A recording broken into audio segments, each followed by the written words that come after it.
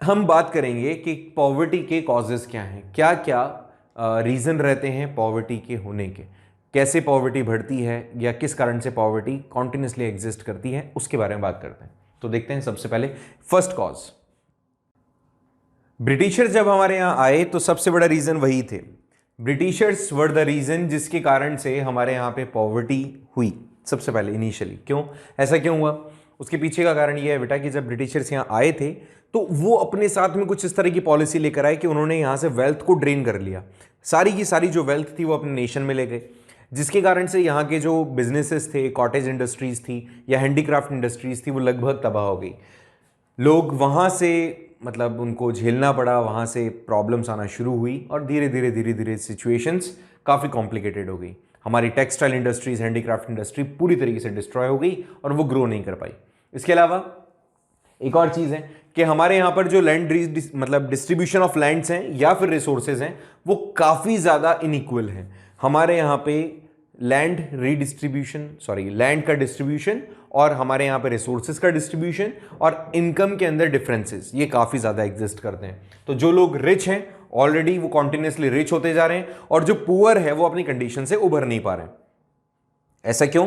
कि भाई जिसके पास में ज़मीनें हैं ना वो तो अपनी सिचुएशन को बेटर कर सकता है, बट जिसके पास ऑलरेडी कुछ भी नहीं है तो वो अपनी सिचुएशन कैसे बेटर करे, ये एक बहुत बड़ा पंगा है।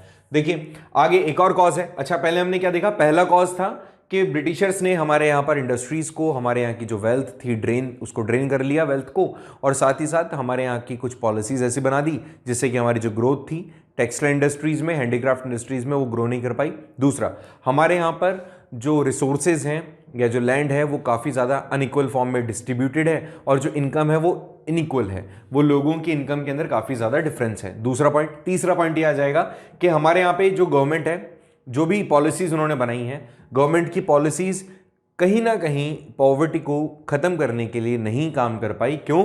क्योंकि उनका इम्प्लीमेंटेशन अच्छे से नहीं हो पाया। जो भी पॉलिसीज बनाई थी इरिडिकेट करने के लिए पॉवर्टी को, बट ये पॉलिसीज अच्छे से इंप्लीमेंट नहीं हुई, दैट इज वाई हम उससे बाहर नहीं निकल पाए। तो थर्ड पॉइंट, थर्ड कॉज आप यही कहेंगे, गवर्नमेंट पॉलिसीज जो कि सक्सेसफुल नहीं हुई। चौथे कॉज की बात करें कि जो फार्मर्स हैं इनके लिए लोन फैसिलिटीज पहली बात तो आसान नहीं है, और जितने लोन्स वगैरह इनको मिलते हैं उस लोन के हिसाब से ये कई बार तो ऐसा होता है कि इन लोन्स को रीपे नहीं कर पाते। तो फिर क्या होता है, इनकी ज़मीनें होती है वो बिक जाती हैं और किसान जो होता है वो अपनी सिचुएशन को एक तरीके से सेटल नहीं कर पाता। अब ये लोन क्यों लेते हैं? ऑब्वियसली इनको लोन लेना पड़ेगा हार्वेस्ट ग्रो करने के लिए। वो सीड्स खरीदेंगे, फर्टिलाइजर्स खरीदेंगे, पेस्टिसाइड्स खरीदेंगे, फिर खेती करेंगे। एक साल मेहनत करने के बाद में उनको अर्निंग होगी और फिर उससे वो अपना लोन रीपे कर पाएंगे। बट प्रॉब्लम क्या होती है, कई बार ये चीज़ हो पाती है और कई बार नहीं, जिसके कारण से जो पॉवर्टी साइकिल है उसका ये शिकार हो जाते हैं। फिफ्थ कॉज की बात करें, हमारे यहाँ जॉब अपॉर्चुनिटीज़ कम है और इसके कारण से भी जो लोग हैं, जो नया यूथ है, वो अपनी जॉब्स नहीं गेन कर पा रहा, उनको मौका नहीं मिल पा रहा है।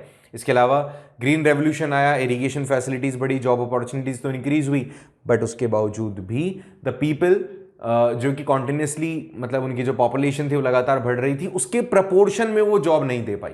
कि भाई जितनी जॉब चाहिए थी, इमेजिन कीजिए 100 लोगों के लिए नया रोजगार स्टार्ट हुआ लेकिन पॉपुलेशन उस टाइम पर 1000 हो गई। तो नई जॉब अपॉर्चुनिटीज तो आ रही है बट उस प्रपोर्शन में नहीं आ रही है जिस प्रपोर्शन में आपकी पॉपुलेशन का ग्रोथ हो रहा है। तो ये भी एक कॉज है कि पॉपुलेशन ग्रोथ होना एक बहुत बड़ा कॉज है। नेक्स्ट, सिक्स्थ है हमारा कि हमारे जो इंडस्ट्रियल सेक्टर्स हैं, एग्रीकल्चर सेक्टर हैं, कॉन्टिन्यूसली वो जितनी हमें ग्रोथ चाहिए, ग्रोथ तो कर रहे हैं, नो डाउट हमारे यहाँ इंडस्ट्रियल सेक्टर या मैन्युफैक्चरिंग सेक्टर का ग्रोथ हो रहा है, बट जिस लेवल पे चाहिए, जिस लेवल पे हमारे रिक्वायरमेंट है, वो लेवल ये अचीव नहीं कर पा रहे हैं। क्या क्या बोला है हमने, एक बार फिर से देखो, शुरुआत से बताता हूं। ब्रिटिशर्स का आना, पॉलिसीज का इंप्लीमेंटेशन करना नेगेटिव, और हमारे यहाँ की इंडस्ट्रीज को एक तरीके से खत्म कर देना, पहला कॉज। दूसरा, लैंड का अनइक्वल डिस्ट्रीब्यूशन और इनकम का मतलब इनइक्वल होना। तीसरा पॉइंट कि गवर्नमेंट की पॉलिसीज का सही तरीके से इंप्लीमेंटेशन ना होना। फोर्थ पॉइंट, लोगों का लोन एक्टिविटीज, स्पेशली फार्मर्स का लोन एक्टिविटीज में इन्वॉल्व होना और लोन को रीपे करने में अनसक्सेसफुल होना। पांचवा कॉज, ग्रीन रेवोल्यूशन का आना, उसके बाद में लोगों को जॉब देना, बट उसके बड़े प्रॉब्लम के लोगों का उससे भी जितनी जॉब मिल रही है उससे कई ज्यादा मतलब मल्टीप्लाइज में पॉपुलेशन का ग्रोथ होना, मतलब पॉपुलेशन ग्रोथ कह सकते हो 5th पॉइंट में डायरेक्टली आप। और 6th में अगर मैं बात करूं तो इंडस्ट्रियल सेक्टर्स का ग्रोथ होना, बट पॉपुलेशन के कंपैरिजन में काफी कम। जितनी पॉपुलेशन बढ़ रही है उसके कंपैरिजन में जो इंडस्ट्रियल सेक्टर है उसका ग्रोथ हो रहा है, लेकिन काफी कम हो रहा है। तो आप ये कह सकते हो यहां पर भी कॉज वही है कि पॉपुलेशन का ग्रोथ हो रहा है। इसके अलावा सोशल और कल्चरल, जो भी सोशल एक्टिविटीज़ हैं, कल्चरल एक्टिविटीज़ हैं, वो भी एक बहुत बड़ा हमारे पॉवर्टी का कॉज रहा है। कैसे? इसका बहुत अच्छा एग्जांपल है कि आपके कुछ ऐसे रिचुअल्स होते हैं जो काफ़ी एक्सपेंसिव होते हैं। जैसे किसी की डेथ के बाद में जो मृत्यु भोज खिलाया जाता है, जानते होंगे आप।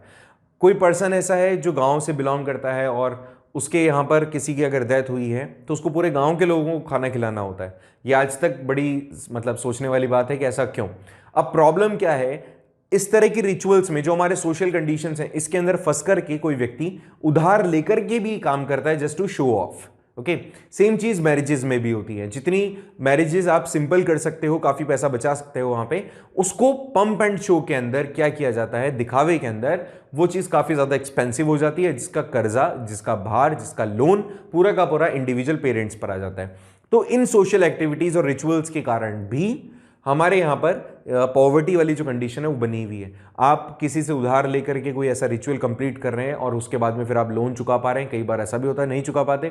ऐसी कंडीशन में ये जो हमारे यहाँ पे सोशल कंडीशंस हैं या कल्चरल कंडीशंस हैं, ये भी कहीं ना कहीं हमारे पॉवर्टी के अंदर कहीं ना कहीं इन्वॉल्व हो जाती हैं, और जिसके कारण हम अब लिफ्ट नहीं कर पाते। गवर्नमेंट की क्या स्ट्रैटेजीज रही हैं पॉवर्टी को दूर करने के लिए? गवर्नमेंट ने क्या चीज़ें की हैं? ऑब्वियसली गवर्नमेंट बहुत कुछ करेंगी, बट उसके पहले हम इंडिविजुअली बात करें कि हमारा क्या रोल रहता है पॉवर्टी को कंट्रोल करने के लिए। जैसा अभी हमने रिसेंट पढ़ा कि सोशल एंड कल्चरल जो हमारी एक्टिविटीज़ हैं उसको हमें कहीं ना कहीं एक सिस्टमैटिक और सेंसिबल मैनर में समझना पड़ेगा, और उनके हिसाब से हमारे जो खर्चे होंगे उसको करना है, जिससे कि जो अननेसेसरी का बर्डन ऑफ लोन है वो हम पर ना आए। एक और इंपॉर्टेंट चीज इसमें यह भी आ जाती है कि पॉपुलेशन पे अगर कंट्रोल हो जाए तो कहीं ना कहीं जॉब अपॉर्चुनिटी जो एग्जिस्ट कर रही है या आ सकती है सामने, उसके प्रपोर्शन में लोगों को जॉब मिल जाएगी। तो अगर पॉपुलेशन हमारी कंट्रोल्ड है तो ऐसे में हमें प्रॉब्लम नहीं होगी, ज़्यादा चैलेंजेस फेस नहीं करने पड़ेंगे। साथ ही साथ हमें ज़रूरी है कि लोगों के ऊपर थोड़ा सा खर्च किया जाए। कैसे? उनके एजुकेशन के ऊपर और उनके हेल्थ के ऊपर। अल्टीमेटली मैं ये कहना चाह रहा हूं कि पॉपुलेशन को आपने अगर ह्यूमन रिसोर्सेज में कन्वर्ट कर दिया तो भी आपका कहीं ना कहीं काम हमारा काफ़ी ज़्यादा सॉल्व हो जाएगा। पॉवर्टी से हम काफ़ी ज़्यादा बाहर आ सकते हैं। जो 22% अभी जो रेशियो हमें दिख रहा है उससे काफ़ी ज़्यादा हम ईजिली चेज कर पाएंगे, काफ़ी कम हो जाएंगे हम। ठीक है, तो कई सारे सजेशंस हमारी तरफ से भी, बट गवर्नमेंट किस तरह के मेजर रिफॉर्मेशन लेकर आई है, कौन कौन सी पॉलिसी लेकर आई है, उन कुछ पॉलिसीज के ऊपर यहां बात करते हैं। कई बार आपसे इन पॉलिसीज के बारे में पूछ लेते हैं एग्जामिनेशन में।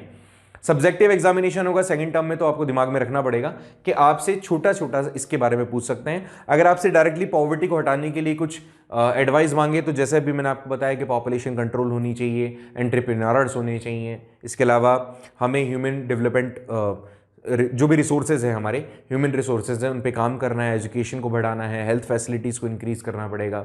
इसके अलावा स्किल हमें देनी पड़ेगी लोगों को। कई सारी ऐसी चीज़ें, ऐसे सजेशंस आपको मेंशन करने पड़ेंगे। अभी हम जो बात कर रहे हैं, हम बात कर रहे हैं कि गवर्नमेंट ने कौन कौन सी पॉलिसीज़ अडॉप्ट की, कौन कौन सी पॉलिसीज़ इंप्लीमेंट की और उनका क्या एम था। सबसे पहले आती है प्राइम मिनिस्टर रोजगार योजना। इट एस्टेब्लिश और इनिशिएटेड इन द ईयर 1993। इसका एम था ऑब्वियसली, मैक्सिमम चीजों का एम क्या होगा, देखो नाम से पता चल रहा है ना, रोजगार योजना, रोजगार देना। अब कैसे रोजगार देंगे कि जो छोटे छोटे बिजनेसेस हैं या फिर इंडस्ट्रीज हैं, उन लोगों को जो लोग बिलोंग करते हैं रूरल एरिया से या स्मॉल टाउन से और जो अनएम्प्लॉयड हैं, उनको इनिशिएट किया जाए, हेल्प किया जाए।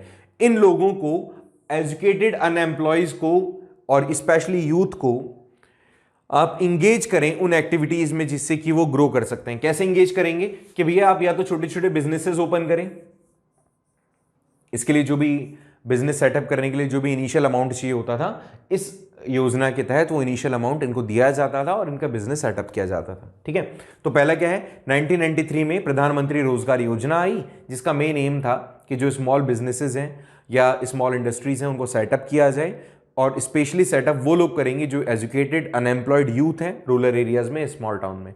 इनको जो भी बेसिक अमाउंट चाहिए होगा इनिशिएट करने के लिए, इंडस्ट्रीज को स्टार्ट करने के लिए, वो गवर्नमेंट के थ्रू दिया जाता था विदाउट एनी इंटरेस्ट। नेक्स्ट है बेटा रूरल एम्प्लॉयमेंट जनरेशन प्रोग्राम 1995 के अंदर एक और प्रोग्राम आया, सेम वैसा ही प्रोग्राम है जो हमने प्रीवियसली पढ़ा अभी कि प्रधानमंत्री रोजगार योजना, सेम वही है, बट इसके अंदर और कुछ नहीं है।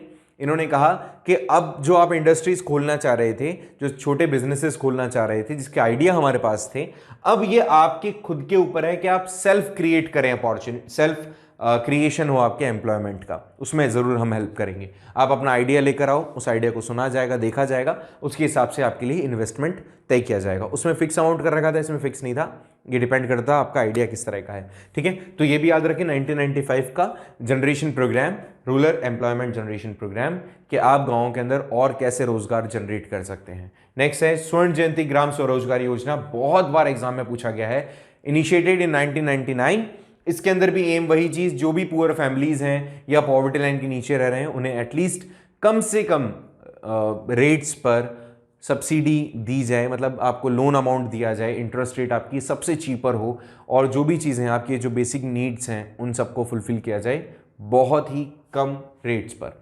ग्राम स्वरोजगार योजना, ठीक है, स्वर्ण जयंती ग्राम स्वरोजगार योजना 1999, initiated for the poor families, और या जो भी पॉवर्टी लाइन के अंदर है उन सभी को सब्सिडीज दी जाती थी। इसके अलावा बैंक लोन्स दिया जाता था चीप रेट्स पे। सब्सिडी क्या होता है?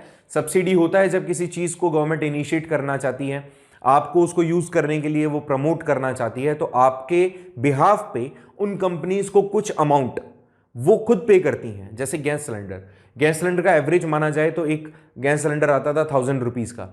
गवर्नमेंट चाहती है कि गैस सिलेंडर आप यूज़ करें, तो आधा पैसा आपके बिहाफ पे गवर्नमेंट खुद पे कर रही है उन गैस सिलेंडर कंपनीज को, और आधा पैसा आपसे लेते हैं। वो अलग बात है, हम सब्सिडी का मतलब समझते हैं छूट अलग, लेकिन ऐसा नहीं। सब्सिडी का मतलब होता है आपको स्पेसिफिकली वो चीज़ यूज़ करने के लिए जब प्रमोट करना था तो आपके बिहाफ पे गवर्नमेंट पे कर रही है अमाउंट। पहले गवर्नमेंट ऐसा करती थी, अब गवर्नमेंट नहीं करती है। ठीक है, तो यही चीज़ यहाँ पर भी थी। टाइम याद रखिएगा 1999। प्रधानमंत्री ग्रामोदय योजना अगले साल मतलब 1990 के बाद में स्टार्ट हुआ 2000 के अंदर। ये सेंट्रल गवर्नमेंट का एक योजना था जिसके अंदर health care facilities, education facilities, shelter और ड्रिंकिंग वाटर, इस तरह की जो बेसिक नीड्स थी उन सभी को प्रोवाइड किया गया। कहाँ पे? स्पेशली रूरल एरियाज में या उन जगहों पर जहाँ पर जो लोग थे वो कहीं ना कहीं काफ़ी बैकवर्ड तरीके से रह रहे थे या फिर उनको ये सारी चीज़ें नहीं मिल पाती थी। ग्रामोदय योजना का मतलब गांव के अंदर थोड़ा सा डेवलपमेंट। अब अगर आप गांव में जाकर के स्कूल्स को देखेंगे तो पक्की बिल्डिंग होती है। पहले आपने देखा होगा मूवीज वगैरह में पेड़ के नीचे बैठ के पढ़ा करते थे बच्चे, अब ऐसा नहीं होता। बड़ी बड़ी पक्की बिल्डिंग है, आप अच्छा पेंट आप वहाँ देखेंगे, सिटिंग जो कंडीशंस होंगी वो भी काफ़ी अच्छी होंगी। तो ये सारी इन द ईयर 2000 ये स्टार्ट किया गया प्रधानमंत्री ग्रामोदय योजना के तहत। हेल्थ केयर फैसिलिटीज भी पहुंचाएगी, एजुकेशन फैसिलिटीज भी, शेल्टर भी और ड्रिंकेबल वाटर भी। ठीक है, जो सबसे इंपॉर्टेंट इन सभी योजनाओं में था उसमें सबसे ज्यादा इंपॉर्टेंट ये वाली योजना है Mahatma Gandhi national rural employment guarantee act, जिसको मनरेगा भी कहते हैं आप, 2005 में इनिशिएट किया गया। और इसका बहुत ही बेसिक सा सिंपल सा फंडा था कि 100 दिन का रोजगार तो देंगे ही हम। किसको देंगे? जो भी गांव के अंदर रहने वाली फैमिली है उसमें से किसी एक व्यक्ति को पूरे ईयर में कम से कम 100 दिन का रोजगार हम देंगे। ठीक है, ऐसा किसने इनिशिएट किया? सेंट्रल गवर्नमेंट ने। तो सेंट्रल गवर्नमेंट का ये इनिशिएटिव कहीं ना कहीं अश्योर करता है, गारंटी देता है कि आपको 100 दिन की जॉब तो मिलेगी ही मिलेगी, एटलीस्ट फैमिली में किसी एक पर्सन को। अब 100 दिन किसी को जॉब मिल रहा है तो जो अचीवमेंट है 816 रुपीज की, गांव के अंदर तो यही था। तो गांव में लगभग 816 रुपीज का जो अचीवमेंट है, टारगेट है हमारा, वो काफी आसानी से पूरा हो जाता है। क्योंकि अगर देखा जाए पर मंथ के हिसाब से तो लगभग 12 मंथ का आप कैलकुलेट करेंगे तो जो भी सम आएगा वो कहीं ना कहीं सम आप आसानी से अचीव कर लेंगे, क्योंकि यहां पर मिनिमम वेजेस होती है। मिनिमम वेजेस का मतलब इतनी तो मिलनी ही चाहिए।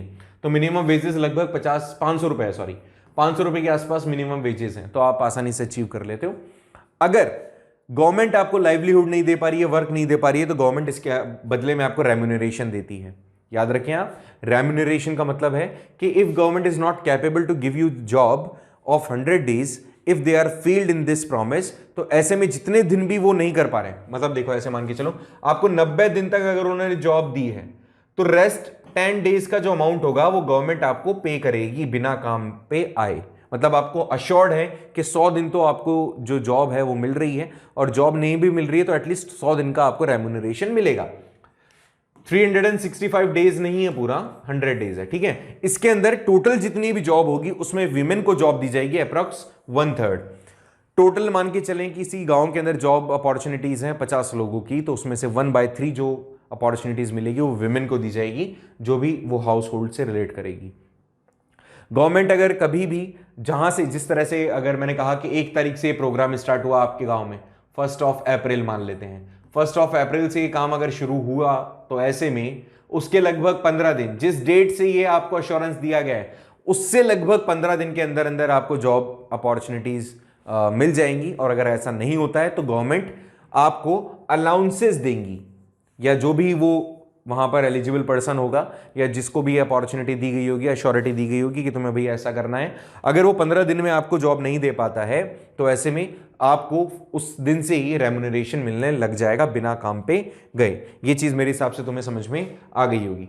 और लास्ट इसका है कि आप इस तरह की जॉब अपॉर्चुनिटीज देकर के सस्टेनेबल डेवलपमेंट करवाना चाह रहे हैं। सस्टेनेबल डेवलपमेंट का मतलब होता है आज प्रेजेंट टाइम में जो भी चीजें आपके पास अवेलेबल है उसको आप बेहतर तरीके से यूज करें, किसी भी तरीके से एक्सप्लॉयटेशन ना हो नेचुरल रिसोर्सेज का, जिससे कि फ्यूचर जनरेशन भी अवेलेबल थिंग्स को यूज कर पाए आने वाले टाइम में।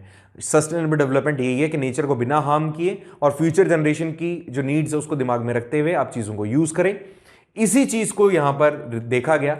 और ऐसे में जो ये मनरेगा है इसके अंदर क्या किया जाता है, जो डिफॉरेस्ट्रेशन हुआ है उसको रोकने के लिए, सॉइल इरोजन को, डॉट को, जो भी चीजें हैं इन सब से मतलब एक तरीके से इनको बचाया जाए। फॉरेस्ट्रेशन करवा देते हैं, कई कुछ और काम करवा लेते हैं और अल्टीमेटली सस्टेनेबल डेवलपमेंट अचीव करवाने की कोशिश की जाती है। दोबारा समझे क्या है, जो भी चीजें चाहे डिफॉरेस्ट्रेशन के कारण हो, सॉइल इरोजन के कारण हो रहा हो, डॉट के कारण आ रहा है, या फिर नेचुरल जो भी हमारे यहाँ पे इंसिडेंट्स होते हैं उनके कारण अगर कुछ नुकसान हो रहा है नेचर को, तो कहीं ना कहीं उसको वापस से हम उसी लेवल पर ला सकें, बैलेंस कर सकें। इस चीज़ को अश्योर करने के लिए इस तरह के काम किए जाते हैं। आप सोचो कोई पर्सन है, बेरोजगार है, उसके पास में गैस सिलेंडर परचेज करने के लिए पैसा नहीं है, तो व्हाट ही विल डू, वो फ्यूल वुड फ्यूल्स होगी उसको कलेक्ट करेगा या पेड़ों को काटेगा और फिर अपने घर पे जाके चूल्हा जलाएगा। इससे कहीं ना कहीं नेचर को नुकसान होता है। तो इन सब चीज़ों को अश्योर किया जाता है इस तरह की स्कीम से। दोबारा से एक बार सारी स्कीम्स देख लेते हैं, फिर इस चैप्टर को खत्म करते हैं। देखिए, एंटी पॉवर्टी स्ट्रैटेजीज, गरीबी हटाने के लिए क्या क्या हमने काम किया। पहला था प्राइम मिनिस्टर रोजगार योजना 1993, जिसमें जो रूरल एरियाज के लोग हैं, स्मॉल टाउन्स के जो लोग हैं, स्पेशली यूथ, उनको सपोर्ट किया जाता है कि वो छोटे बिजनेसेस या फिर इंडस्ट्रीज को सेटअप करें। नेक्स्ट था रूरल एम्प्लॉयमेंट जनरेशन प्रोग्राम 1995, जिसमें एम किया गया कि रूरल एरियाज में स्मॉल टाउन्स के जो लोग हैं उनको एटलीस्ट आप इनिशिएट करें, थोड़ा सा मोटिवेट करें कि वो खुद से जॉब अपॉर्चुनिटीज क्रिएट करें अपने लिए और दूसरों के लिए। स्वर्ण जयंती ग्राम स्वरोजगार योजना 1999, इसमें भी लोगों को सब्सिडी दी गई जो भी इंपॉर्टेंट चीजें थी उसको यूज करने के लिए, साथ ही साथ चीप रेट्स पर लोन भी प्रोवाइड किया गया। प्रधानमंत्री ग्रामोदय योजना, यहां पर education, health care facility, shelter और ड्रिंकेबल वाटर, सैनिटेशन, इस तरह की फैसिलिटीज प्रोवाइड की गई। और लास्टली मनरेगा, जिसमें 100 डेज का आपको एटलीस्ट जॉब अपॉर्चुनिटीज मिलती है। सो ये वो स्ट्रैटेजीज थी, ये वो पॉलिसीज थी जो गवर्नमेंट ने स्टार्ट की, जिसके कारण या जिसका मेन एम था हमारे देश से गरीबी को हटाना। हमारा इस तरह से चैप्टर कंप्लीट होता है। इसके लिए आपको एक छोटा सा टास्क देके जा रहा हूँ। कमेंट बॉक्स में आपको सजेशंस देने पड़ेंगे, या फिर आप पर्सनल टेलीग्राम चैनल पे या फिर पर्सनली मुझे व्हाट्सएप पे क्या करेंगे, आपके सजेशन कि हम देश से गरीबी कैसे दूर कर सकते हैं, वो चीज़ें आप मुझे लिख के भेजेंगे। दिस इज योर होमवर्क और you must have to do. And यहाँ पर याद रखना, कोई भी क्वेश्चन, कोई भी डाउट अगर आपके आता है दिमाग में तो आप पूछेंगे, उसको दिमाग में नहीं रखेंगे। Like this we have completed the chapter. Next video में इसके कुछ MCQs और फिर हम बात करेंगे नए चैप्टर के ऊपर। कमेंट में यही बता देना कौन सा चैप्टर पढ़ना है next. See you soon, thank you so much.